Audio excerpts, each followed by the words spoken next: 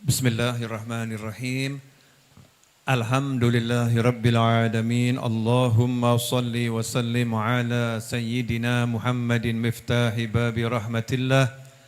Adada ma fi ilmillah salatan wa salaman daimaini bidawami mulkillah wa ala alihi wa sahbihi. Assalamualaikum warahmatullahi wabarakatuh.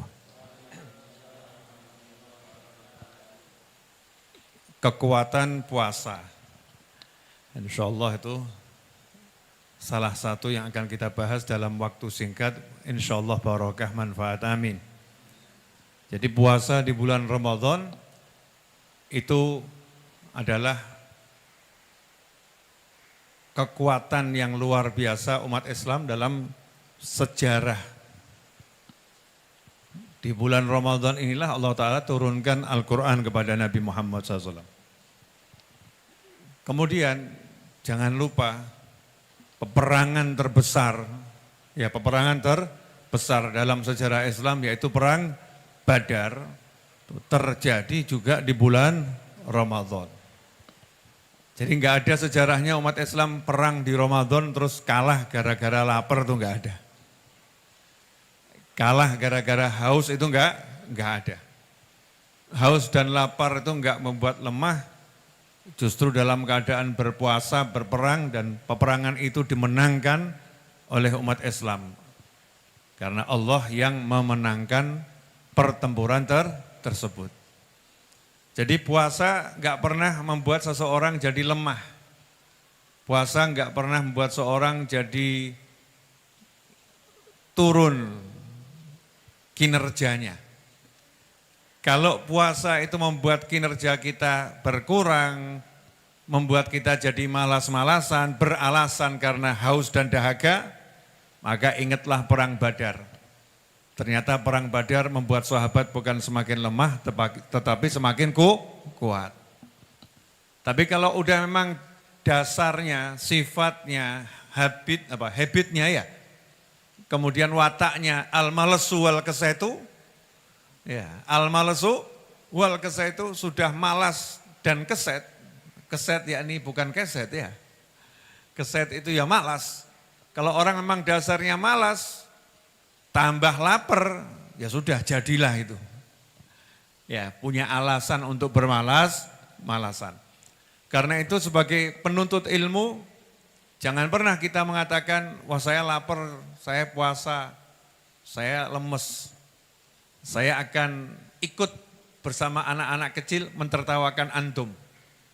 Karena anak-anak kecil itu puasa dari pagi sampai maghrib ya.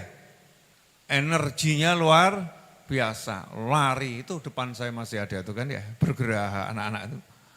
Bergerak. Gak ada loyo, gak ada lemes. Masa kita semakin besar kok kalah sama anak kecil. Anak kecil dengan semangatnya itu tubuhnya bisa ikut semangatnya. Orang kalau udah bisa melemahkan nafsunya, maka ruhnya yang akan kuat. Kalau ruhnya kuat, maka ruh itu akan membawa tubuh. Tapi kalau nafsunya yang kuat, ruh lemah, tubuh ini suruh bawa ruh, gak kuat. Karena besarnya ruh itu kalau ditaruh ke alam nyata, menurut pandangan para ulama, seandainya ruh ini keluar tidak ditaruh di alam barzah ya, keluar tapi gak ditaruh di alam barzah. Saya kok kenapa keluar begini ya, ruh keluar, karena ruh itu dimasukkan lewat ubun, ditiupkan, nanti digembosinya, dicabut oleh malaikat yang ahli. Ya, malaikat ahli, ya malaikat yang naruh itu, juga malaikat yang mengeluarkan, yaitu malaikat Israel alaihissalam, dicabut lewat ubun. Tapi tidak sempat parkir ke alam nyata alam yang bisa dilihat nih ya. Maka langsung dibawa ke alam barzah. Seandainya ditaruh di alam nyata, seluruh alam nyata ini tidak mampu menampung besarnya satu ruh. Ruhnya orang biasa loh ya. Karena kalau ruhnya Nabi jauh lebih besar. Rohnya para wali, pewaris Nabi. Rohnya lebih besar dibandingkan orang-orang biasa. Ketika roh yang besar itu masuk ke dalam tubuh, dikuasai sama tubuh, terpenjara dia, nggak bisa bergerak.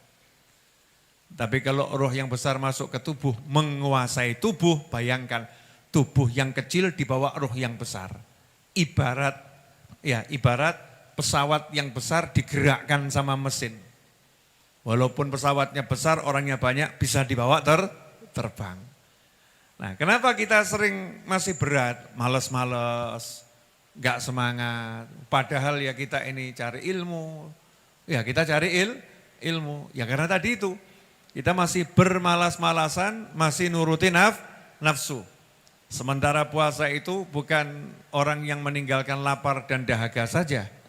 Lapar dan dahaga itu hanya alat untuk melemahkan nafsu. Tapi puasa yang sebenarnya adalah puasa melawan keinginan-keinginan syahwat diri, ya, melawan keinginan-keinginan yang berlebihan dan melawan keinginan-keinginan yang diharamkan oleh Allah Subhanahu wa taala. Kalau mampu itu jadi kuat. Buktinya adalah perang Badar. Karena itu jika ada peperangan di bulan Ramadan, umat Islam melawan yang lain di bulan Ramadan, insya Allah pasti menang itu. Ya, insya Allah pasti menang. Kenapa? Energinya umat Islam itu berlipat-lipat. Energinya menjadi unlimited. Karena itu kalau kamu pengen energimu itu tadi manfaat di Ramadan, ya manfaatkan itu untuk kegiatan yang positif. Jangan at-turu wal regutu. Ya, kegiatannya tidur. Ya, waktu pengajian tidur, waktu ngaji tidur, waktu enggak ngaji tidur, waktu di kasur tidur. Terus dalilnya naumus shaim ibadah. Tidurnya orang puasa ibadah. Ya, tidurnya orang puasa ibadah bagaimana? Orang yang puasa dari nafsunya itu ibadah. Kenapa? Karena nafsu tidurnya itu hanya dituruti cuma sedikit. Sehingga sedikit tidurnya itu ibadah. Dia pengennya melek sholat, pengennya melek ngaji, pengennya melek zikir, pengennya melek sodako, pengennya melek cari ilmu, pengennya melek ngajar. Pengennya begitu. Tapi dilarang oleh Nabi Muhammad SAW. Itu sahabatnya Nabi itu. Berhari-hari tidak tidur selama Ramadan karena eman-eman. Sayang kalau waktunya buat tidur. Nah, untuk memotivasi sahabat agar mau tidur. Ya, agar mau tidur. Karena sahabat pada tidak mau tidur. Sahabat pada ibadah, sholat, zikir, baca Al-Quran. Sayang kalau tidur. Maka Rasul menyatakan SAW, naumus shaim ibadah. Tidurnya orang puasa juga bagian dari ibadah. Nah, sementara kita, sebagian ibadah kita adalah tidur. Sebagian besar ibadah kita adalah tidur, terus kita berdalil naumus shaim ibadah. Kan aneh ya. Jadi harus energik kalau Ramadan.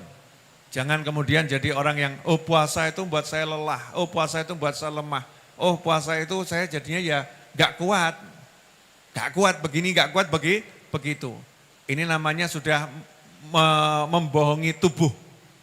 Ya membohongi tubuh. Ngomong sama otak begitu, otaknya suruh memproses tubuhmu lemah. Jadi jangan membohongi tubuh dengan cara begitu. Kalau membohongin yang bagus, badanmu kuat, badanmu sehat, ngomong sama otaknya begitu. Nanti insya Allah badannya jadi energinya luar biasa. Bisa dipahami? Apa? Kalau puasa harus semakin kuat. Anehnya itu, kalau baca Al-Quran itu enggak kuat. Kalau dikasih nasi bungkus langsung kuat itu. Iya, walaupun belum disentuh ya, semangatnya berbeda. Kenapa? Nafsunya terpanggil. Padahal dikatakan oleh Nabi Muhammad SAW, Al-Quran itu ma'dubatullah. Al-Quran itu hidangannya Allah Subhanahu wa ta'ala. Orang-orang soleh itu bisa merasakan nikmatnya membaca Al-Quran lebih daripada nikmatnya kita makan. Itu bukan cuma nikmat di sini loh, sampai di mulut. Ya, terasa nikmat. Kalau mau ngasih gambaran tuh orang yang jatuh cinta tuh loh. Orang jatuh cinta tuh ngobrol saja sama yang dicintai. Iya, rasanya nikmat, enak. Orang pahit ki. Ngomong tolong jam kira pahit, ora enak gitu. Dia bisa merasakan enak. Karena enaknya di sini menjalar ke seluruh tubuh. Itu baru orang yang seperti itu. Lantas bagaimana dengan orang yang dia duduk bersama Allah Ta'ala, membaca Al-Quran, yang berzikir dan lain sebagainya. Insya Allah kita semua termasuk orang-orang yang semakin kuat dengan berpuasa. Orang-orang yang semakin berenergi dengan berpuasa. Dan semoga orang-orang yang memusuhi Allah Ta'ala, memusuhi Nabi Muhammad SAW, memusuhi Islam dan memberikan hal-hal yang tidak menyenangkan kepada Islam diberi hidayah. Ya diberi hidayah, diberi petunjuk, dijadikan orang yang beriman pada Allah, beriman pada Nabi Muhammad SAW, dijadikan orang-orang yang mencintai Islam dan menyebarkan Islam ke seluruh penjuru dunia. Dan semoga Allah Ta'ala lindungi diri kita, keluarga kita, sahabat kita, teman-teman kita, bangsa kita, dan seluruh umat Nabi Muhammad SAW dari segala bencana, dari segala musibah, dari segala hal yang tidak menyenangkan dunia akhirah. Semoga Allah menangkan perjuangan teman-teman kita di Palestina, di Gaza, kemudian di berbagai tempat-tempat yang di situ ditindas oleh orang-orang yang enggak beriman pada Allah Ta'ala. Semoga Allah menangkan perjuangan Islam wal muslimin. Semoga Allah menangkan perjuangan Islam wal muslimin. Semoga Allah menangkan perjuangan Islam wal muslimin. Dan semoga Allah turunkan rahmat ke bumi yang mulia ini. Allah turunkan rahmat ke jagat raya ini. Allah turunkan rahmat kepada diri kita, keluarga kita, sahabat kita, teman-teman kita, bangsa kita. Dan semoga Allah panjangkan semua dalam keadaan sehat wal afiyah, panjangkan umur sehat wal afiyah fi taatillah, dan kelak diakhiri dengan husnul khatimah. Wa sallallahu ala sayyidina Muhammadin wa alihi wasallam. Walhamdulillahi rabbil alamin. Asyhadu an la ilaha illallah. Astaghfirullah. نسألك الجنة ونعوذ بك من النار أشهد أن لا